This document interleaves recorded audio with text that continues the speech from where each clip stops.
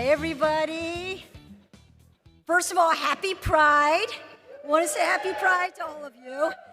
And Netroots, welcome to Philadelphia. Netroots Nation, I am so happy that you're here. My name is Rue Landau. I have this honor of serving in this incredible city as a council member at large.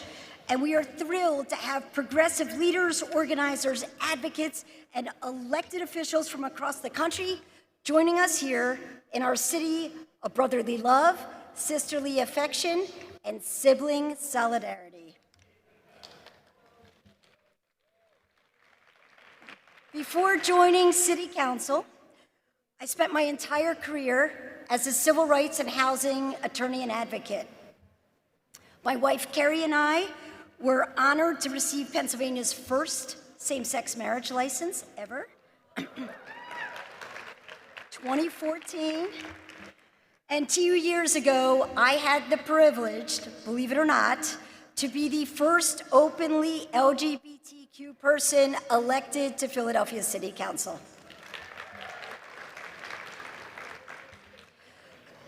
Before I started my career as a civil rights and housing lawyer, I started as an activist and organizer.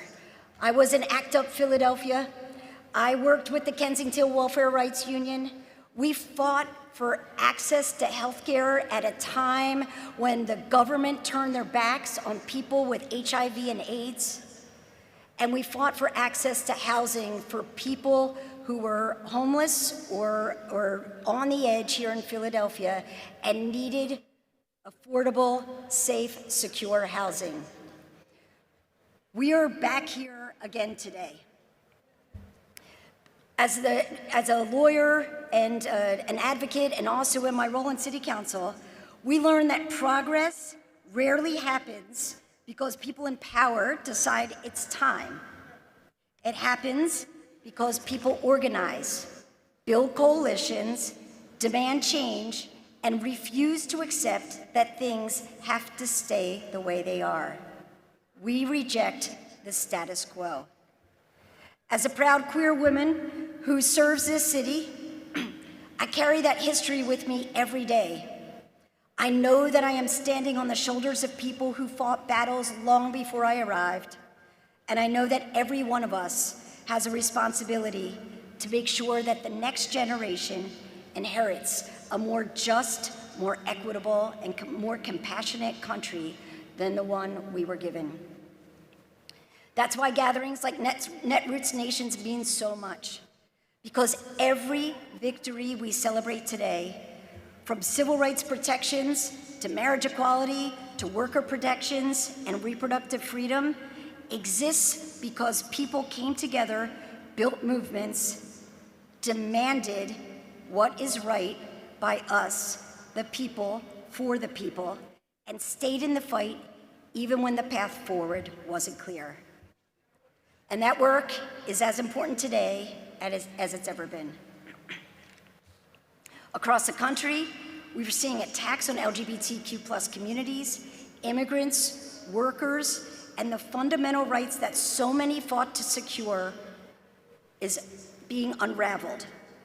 But by organizing and fighting back, from protecting our immigrant communities through things like our ICE out legislation that we passed here in Philadelphia,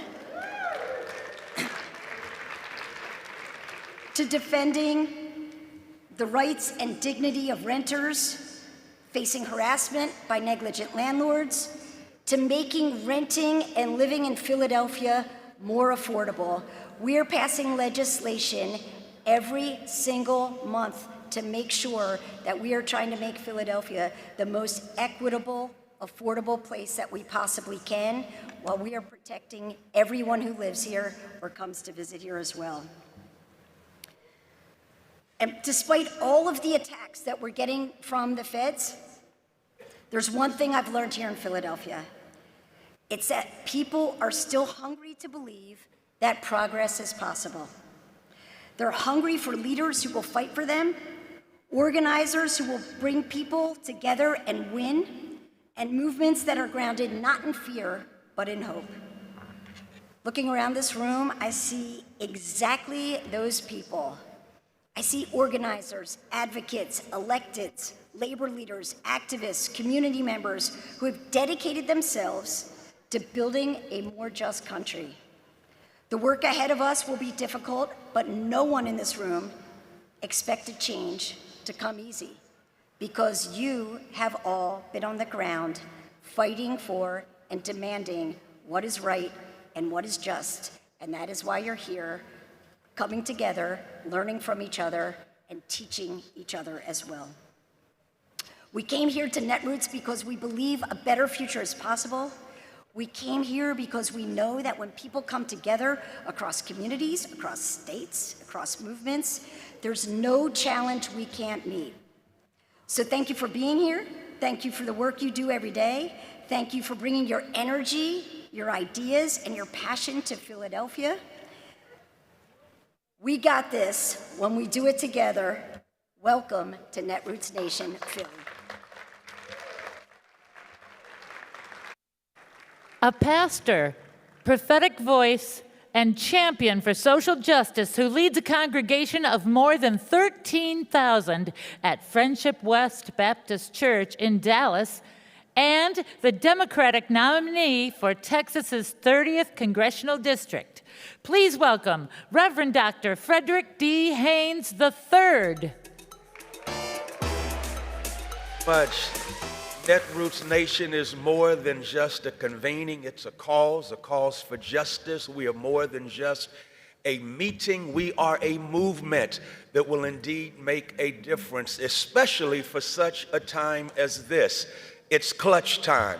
Clutch time is a new category in the NBA when you are watching a game and it's 5 minutes left on the clock is ticking, the pressure is on, and the game's outcome is going to be determined by how each play is handled, how each moment is handled, because it is clutch time. Clutch time means it's less than 5 minutes to play.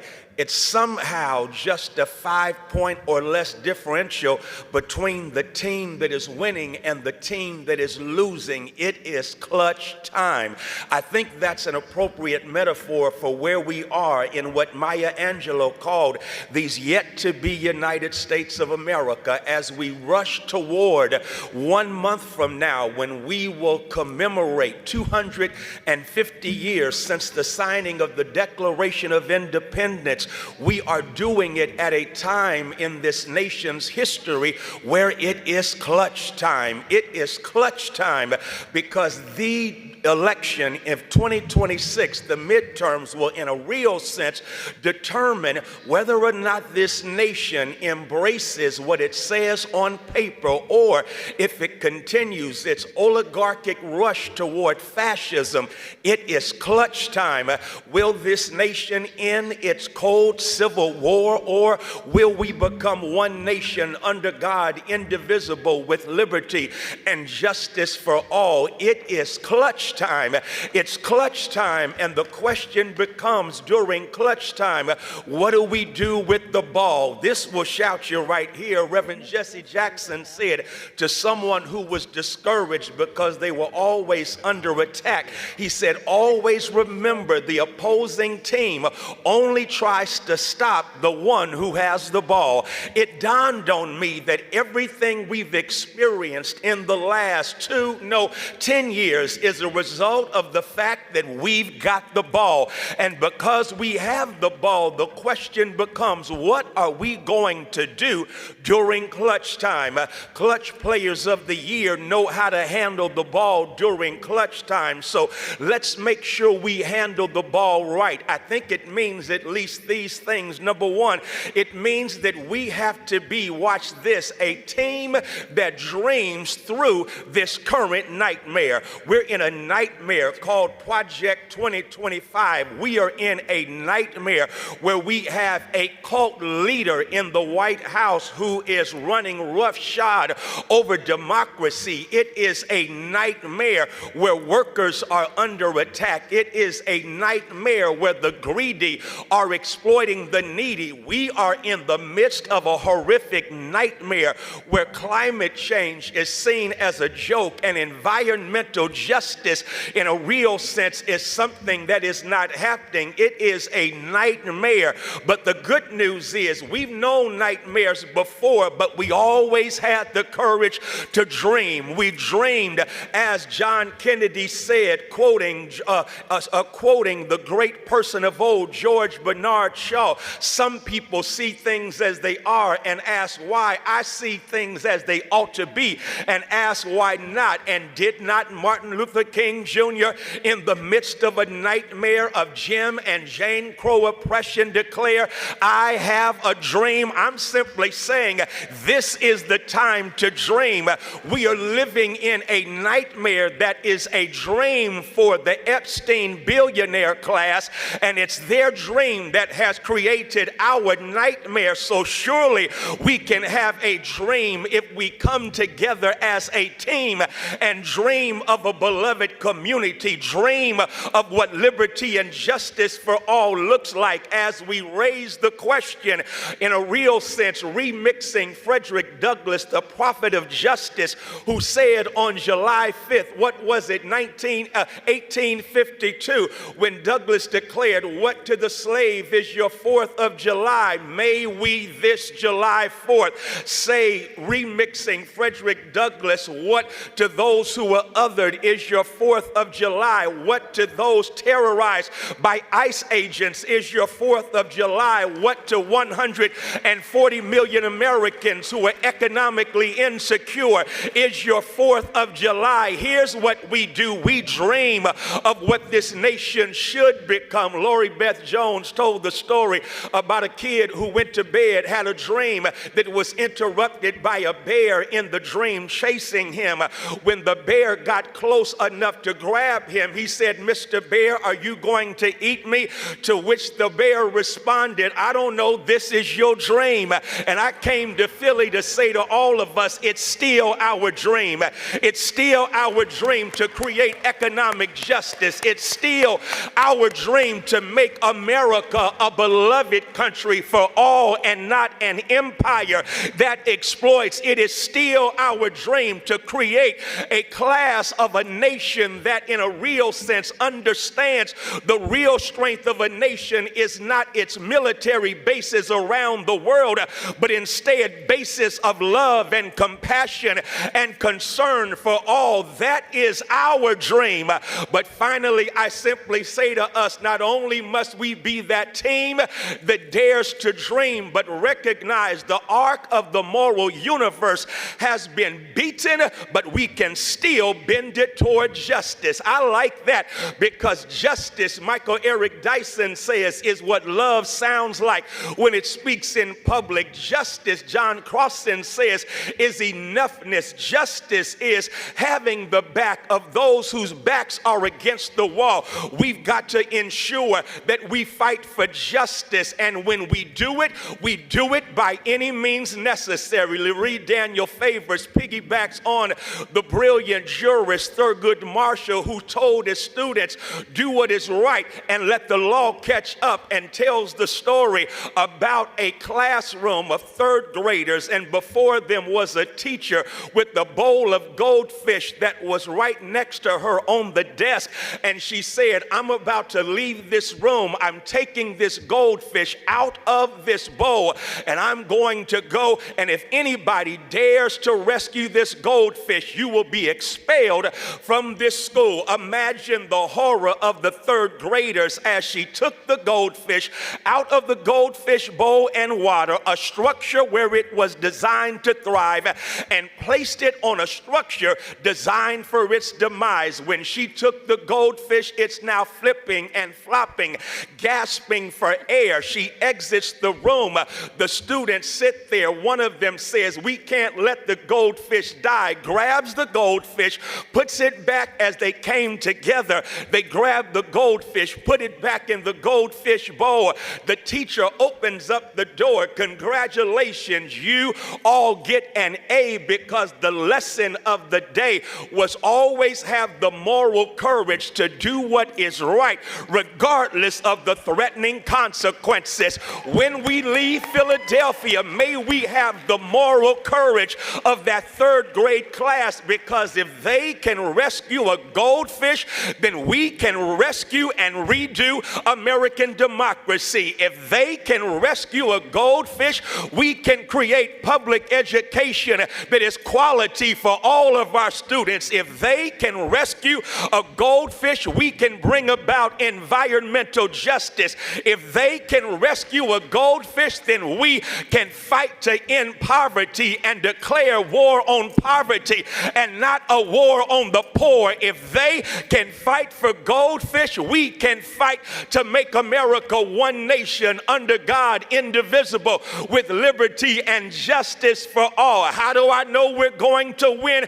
Because we got clutch players in the house.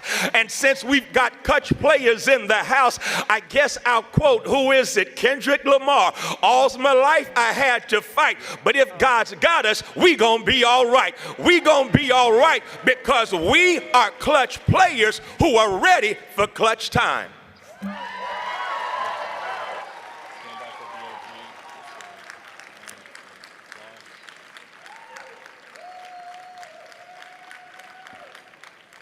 And now a conversation on where the Progressive Coalition is headed and what the path forward looks like.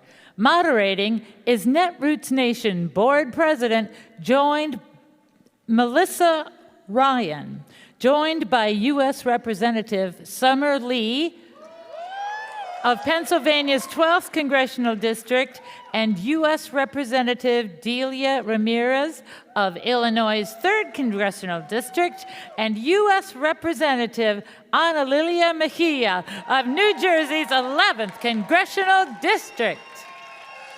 All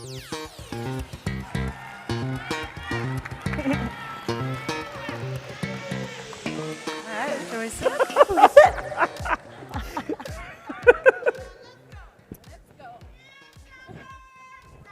Y'all have some fans. This is my spiritual home. I'm in Pennsylvania. This is all home. You are our hometown hero on this panel. Afternoon, Netroots Nation. How are you? I want you to give a warm welcome to 3 incredible elected officials. Congresswoman Delia Ramirez from Illinois' 3rd District. Chi-Town. Our hometown hero from Pennsylvania 12th District, Congresswoman Summer Lee. And from New Jersey's 11th, Ana Lilia Mejia. Oh, okay, keep that enthusiasm up, and this is gonna be a great conversation. So, Madam Congresswomen, as I was reading through your bios, one thing that stuck out for me is how you each have a background in both grassroots organizing, and you have been in the inside and on the outside. I want to ask you, how does that lived experience impact your work as an elected official, and what's something that your colleagues in Congress, maybe some in leadership positions, don't understand well about where voters are at right now? Our hometown hero. Start. To be clear, I'm from Pittsburgh. It's 5 hours away. Right, I rep Pittsburgh hard. It's 5 hours away. You know what? Let me start with the end of it, because what do I think my colleagues, what don't they understand about where voters are right now? It feels like they don't understand anything about where voters are right now. That's actually it's not an easy question, but it's an easy answer, right? They don't understand anything, and I think that part of the problem is that there are so many people in Congress who aren't actually connected to everyday people. And sometimes I think it's easy for us to be responsive to super voters, right? To the people who call us the most, but those aren't the people who are necessarily living all the impacts of our policy decisions. So they don't have to see those people every day. And that kind of ties into what it's like to actually be a grassroots. Like, it's not even that I'm just grassroots, that's authentic. Like, my politics are actually working class. Like, I'm not cosplaying it. It's what I grew up Black working class in the Mon Valley outside of Pittsburgh. So when we're talking about just the urgency around, if we don't do something about our air quality, we're gonna keep losing people to respiratory illness, to cancer. If we aren't doing anything about our school systems, and our kids are gonna continue to be short-handed. And we're like, this all comes from lived experience. So every time when I go to vote, I can see a real face. I can hear a real voice in my head. I don't have to go through the mail that we get. I know these people because I've been these people. I am still these people. So that, I think, the difference between us. Yeah. I mean, I think I just would add to what Summer just said, and then I want to talk to you about the inside-outside strategy because I think it's really important. You know, for us, and I would say for me, like, I don't introduce any legislation that doesn't come from the base and the people most impacted by the problem. I know that DC consultants and sometimes DC staff that are very, very removed from everyday struggle of our communities have great ideas based on whatever the DC consultant in the poll said that you should be working on. Thousands of pieces of legislation that people introduce, but I think it's so important that, for me, when I introduced melt ice and people said, Delia, you shouldn't be saying abolish ICE. Remember what happened in 2018? I said, I'm gonna say abolish ICE, and I'm gonna introduce a bill to actually do that, right? Or when people told us we can't talk about blocking bombs to Israel, actually, if you actually talk to your constituents in farm towns and small towns and big cities, they're tired of forever wars. We're gonna introduce a legislation. But I'll tell you the last thing, and I think it's really important. Because if we're being very frank, we have a lot of colleagues of ours, and no shade to them. There are days that I'm like, dang, I wish I had that. They're married to very wealthy people, or they come in with a lot of wealth, and then they put into all these LLCs, so you can't tell that they're still actually generating money or becoming richer because they're, investing in stocks. And so they don't often understand what it's like to live off of $12 or $13 an hour. They're not checking that the eggs may have come down, but the milk, not so much. Or the fact that you're gonna spend $100 at Aldi just buying basics. And I'll tell you the last thing for me. I introduced Pensions for All about 7 months ago. And I thought about this a lot.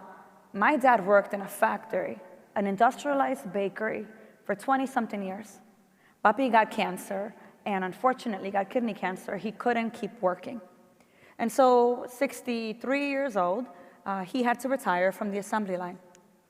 Instead of him getting a pension, a party, a severance, he got a frozen pie. My dad is 75 years old today. And my dad told me last week, Mija, I just got a job. I'm gonna go be a maintenance guy at one of the local child care centers because I gotta keep working. Your mom and I cannot live off of this Social Security and this $1,100 a month when I'm paying $250 in my Medicare supplemental. So for us, and what Summer just said is so incredibly important, this is not something that we hear about. We live this every freaking day. These policies are not just life-changing for our constituents and our neighbors, they're life-changing for our families, which is why we're not gonna wait until we're in the majority to start introducing legislation that's gonna change people's lives. We gotta start doing it now. I think this is on. Can I borrow? Yeah. I'm an organizer, and when the conditions Can you don't check if suit, it's on the bottom? I change the conditions. It's on. Yeah, honestly, we can hear you. I don't know, is this working now? Ooh. I was about to take the whole mic off and make it work. Anyway, I'll let it hang for right now. So I would say, similarly to my colleagues, as Delia just said, the reality is working class people, middle class families, we're all falling behind in this moment. Everyone understands that this economy is rigged, that this authoritarian president is out for blood. All they care about is just adding another zero to their offshore bank account, and it is our responsibility to engage our communities and activate them in this moment. I have been a member of Congress for 1 month. Not a lot of time to actually tell you all the things, but I will say I've been an organizer for 25 years, and I know what the assignment is. What we are trying to do is capture governing power. And governing power has 3 facets. One of them is to elect your people into office so that the decision makers are in alignment, like Summer said, like Delia said, in alignment with our communities. But there are 2 other facets that we all have to capture. The first one is we need to shape this narrative. We need to inject our theory of change. We need to be clear about who are the villains and what are our values. We have to do it consistently through multiple avenues because we have to cut through the noise. And then once we've been able to shape this narrative, we need to be more effective and intentional about our demands and not sugarcoat and not water ourselves down, not negotiate with ourselves. I will say in the 1 month that I've been in Congress, the number one thing that I've realized is that you can make things up. I've watched these, no, I'm serious. I've watched these women hold hearings, have pressers, engage people, and do things that traditional Mr. Smith goes to Washington would have never thought about. But that's how we shape a narrative. That is how we set demands, and that is ultimately how we capture the fullness of governing power. That's right. That's right. What is y'all's advice for...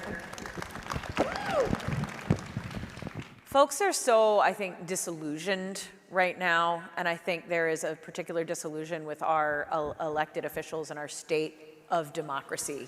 Yes. What is your advice for how to be an effective advocate and how to move the needle with members of Congress who may, particularly those of us in the audience who may not be represented by folks as progressive as yourselves, as champions of their constituents as yourselves? You know, the first thing that I would say is that we have to know and accept our power. In a system like this, right, when we are just rapidly descending toward fascism, the first thing that they need is your consent. We can't have a dictatorship. We cannot have fascism without our consent in some way. So we have to do some serious introspection about the ways in which we are consenting to where we're going. Because if we pretend or if we accept that we're powerless, then they will continue to move as if we're powerless, and then it becomes a cycle. So the first thing that we have to do is recognize that throughout history, we have examples of ways in which we have fought back. Yes. And they are tried and they're true, which means that we can do it again. But that is the first mental hurdle, right? That we can do it, that we have blueprints to do it, and that there is a responsibility of each and every one of us. So the second thing is figuring out with the power that we have, where are the pressure points that we can put them. For different people, it's going to look like different things, but each and every one of us has some power. I was just talking to my grandma, my family about, people ask, what can I do? That, in the early days of Trump, they said, well, what are you going to do, Congress? And then soon, very quickly, they said, well, what can we do? And what I learned throughout history is that we always have the power of our organized dollar. We always have the power of our organized money. Yeah. And those are sacrifices, right? Because the reality is that we're actually not going to get out of this moment without sacrifice, but sacrifice hurts less when we're actually doing it together. So we have to be strategic. That means that we have to get up and we got to bring more people. We have to have uncomfortable conversations. So the next thing is we got to get out of our comfort zone. The days where we can have polite conversation, we don't got to talk about politics are dead. That's right. The days when we don't have to talk about... That was a Jedi mind trick. Those days are gone. And that's okay. And that might make us a little bit uncomfortable. But to actually wield power means that we have to accept that power is ours to wield. And not that it's somebody else's responsibility to do it. And last, what I would say about our Congress people, they're all responsive to you. No movement in history has been led by Congress. Yeah. So from the Voting Rights Act, from the end of apartheid, to the anti-war movements, to women's suffrage, to LGBTQ movement, every single movement has been sparked from outside, which means that so too will this one be. So if you're waiting for your Congress people to meet you, then you got to recognize that they ain't going to move until we move them. Yes. So whatever we got to do, every election cycle, everything, we got to call town halls, whatever we have to do, but we have to keep engaged because they are relying on us consenting to their takeover with no fight back. So part of it is just taking one step every single day, and we don't have to go from one step to the long jump. But we got to go from one step to a skip, right? To a jog, to a run, but we got to keep moving. That's right. And I think it's really important, and I've said this now for the last year and a half. For any member of Congress, if you have a Democratic member of Congress who you've gone to and you said, what are you doing to fight back fascism? What are you doing to stop DHS? What are you doing to stand up against the Jim Crow gerrymandering that you're seeing in the South? And if they're saying to you, well, listen, we're in the minority, we really can't do much, just wait, help us get into the majority. That is a BS excuse to not do anything. That's right. And there is so much that they can, in fact, be doing. And so I think it's really important that you not demand less in this moment, you demand more. and you demand that your elected officials stop acting like, oh, I'm in the minority, I can't do anything. You need to become the opposition party. Yes. We know what fascism looks like. We know what Yes. consolidation of power looks like. It is all happening here. So start acting like an opposing to fascism leader and not just someone that just submits and gets small and makes excuses. And I think the other thing that I think is really important as we're having this real conversation is that most of the most devastating legislation, and I'm going to be very blunt with you, we talk about this all the time, and now Ana Lilia is watching some of this happen too, would not have moved, like the SAVE Act, that actually takes away consent. the power to vote for women and people in Yes. this country, that would not have passed without Democratic votes on that bill. So this excuse that the Republicans are the boogeyman, they're the only ones doing bad, I need you to know that not all Democrats are the same. And there are some people Not that... all blue will do. Not all blue will do. A lot of blue sometimes just don't do. That might be... That was on my campaign lit. That was on my Y'all campaign stumbled lit. upon like y'all actually discovered that. That was on lit. That was on lit. Yeah. Not to interrupt you, since we're in a room with communicators, we know that what we are in fact engaging in is an Overton window setting campaign. The president has spent years shifting people's mindset of what is acceptable from our government. He has pulled it all the way to crazy, okay? But our job is to yank it all the way back. And again, we have to demand, as Delia says, we do have to demand more from our institutions, from our representatives. But you know what, Summer, you're spot on. An Overton window campaign is won by having the people be very vocal about what are the concerns and what they will not accept. We will not accept the erosion of constitutional protections. We will not accept the elimination of due process if we allow due process to be stolen from a group of people that some will say, oh, they're outside the margin, they're not important to us, they're not US citizens, we don't care. We just allowed it to be stolen from every single American. This is a tug of war of what we accept and what we reject, and it comes from the floor. The Voting Rights Act came up a couple of times, and I want to touch on that specifically. When we think about what the Supreme Court has done to the Voting Rights Act, we think about Virginia and redistricting and that being redone almost immediately. I think there's a lot of concern, not just of the increasing authoritarianism of our government, which folks know, but also, I'm just going to say it, I don't think the Trump administration wants a free and fair election. Of course not. How has have recent events changed the conversation with the Democratic caucus in Congress? Is the strategy changing? Where are we? And where can this audience help push Democrats who need to be pushed in the right direction? How can we help do that? Can I first start by saying the John Lewis Voting Rights Act bill should have passed the last time we were in the majority. Yeah. And that's shame on us as Democrats that we didn't prioritize and make it happen. And whatever we said about our margins, because I'll tell you, Republicans with less margins than we had when we were in the majority have devastated and passed, 70% of the Project 2025 bill. So I think that's really important. Let me note something, and I want to hear what Summer and Alilia think about this as well, but I don't want to go back to 2024. It's not enough. I don't want to go back to 2023. That's right. Shit was bad for our people still then. It is worse for our people now. So I think it's really important as we're talking about where Democrats are and what they're willing to fight for and how we actually fight for an expanded democracy that includes all of us, that it not be this preservation of a democracy that was so fragile that brought us to this moment, but it be the kind of democracy that fundamentally transforms every single unit of government and society so that we're never here again. And I think that's really important. I don't want to go back. Look, since we're jumping around, for me, the bottom line is that we need to go back into our communities and realize that the people on the margins are the margin of victory. We left 90 million people didn't vote in 2024, and it's not their fault.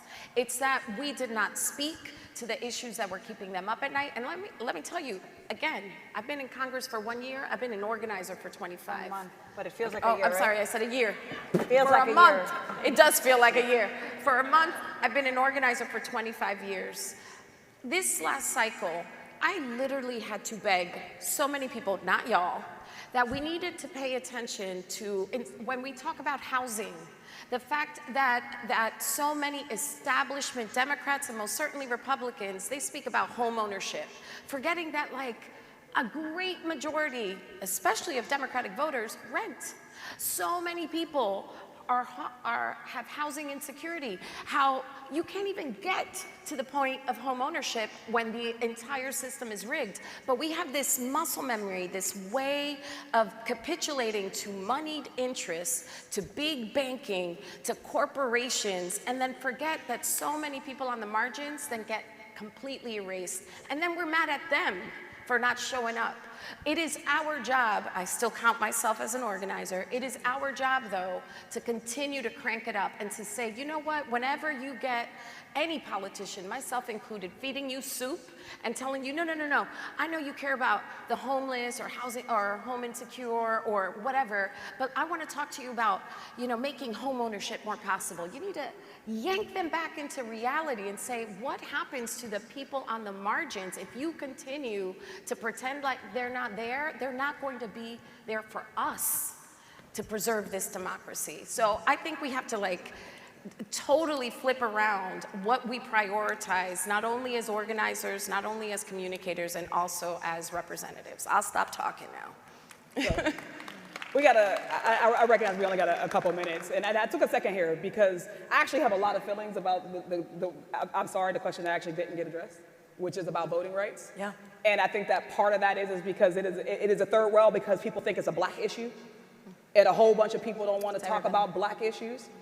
And a whole bunch of people think that it's black people's job to solve it. Yeah. And even as the question was framed, it was like, well, what do the Democrats think? I'm like, actually, I want to know what Americans think. I want to know. I want to know what folks in this crowd think. How are you changing your life? Recognizing that what happens in the South isn't something that is a South problem. What happens to black folks ain't a black folks problem. And I think for too long we've been sitting around thinking like, oh well, what black people gonna do? Y'all not gonna have any district. Y'all won't have any voting representation anymore. But let me tell you what happens if we don't all collectively.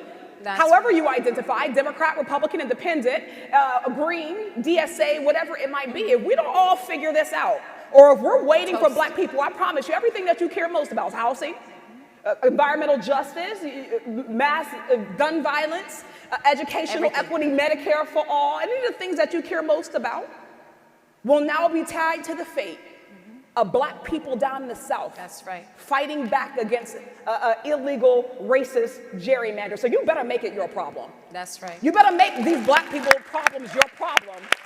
Because for as long as racism is pervasive in our system, I promise you it will come back to bite your ass. That's right. Every single time, and it has every single time. If we're talking about immigration and ICE, the model for that was mass incarceration of black people. If we're talking about the violence of ICE, it was police violence, police brutality was the model for that. If we're talking about the erosion of your civil liberties, the model for that was how they have attacked the least of these, the most marginalized of these. So I think that if the conversation or if our plan is indifferent, then we are not thinking straight about where we actually are. We cannot afford to be silent. So if you marched out of No Kings, and I'm gonna need you to, we gotta get the outside. People need to know how you feel. Because again, if you're not saying anything, and we don't hear a lot of people saying anything, then they think you consent.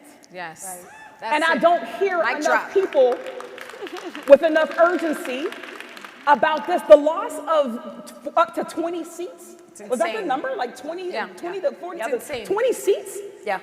I don't care what color that seat is. The loss of 20 seats for the Democratic Party means that we have another 2 to 4 to 8 to 12 to 20 to infinity years of Republican minority enshrined power and rule. That's right. All of us will suffer and our democracy will not make it. So we need to change the courts. We need a severe court reform. We need to get money out of politics. That's why I introduced Abolish Super PAC. There's a money in politics problem to everything that we're doing. But absolutely, yes, if Democrats are going to earn support, then we also have to move on these things. And that means that we have to make some big changes so that people feel confident in us so that they can participate again. Because as long as people are functionally disenfranchised, then they will act disenfranchised. Exactly. And then that also perpetuates the problem. So we all have to move differently now because the conditions are different. And because the enemy is moving differently. They're building something, and they have been building something for decades. This is not new. This is not out of the blue. But we have to fight just as hard. Like, do you believe that a better world is possible, or do you believe that a better world is your responsibility? That one. Is a better world our responsibility? Then we have to all find a way of building it collectively, or we will watch Trump and Vance and Elon Musk and corporate billionaires definitely. and all those people. I promise you, they're trying to build a world, and it's for them, and it is not for us. Yes. They're building it. Well, I That was wish I quick. could talk to y'all all afternoon. I really do. I have so many more questions. But thank you so much for being with us here today. Thank Thanks for having us.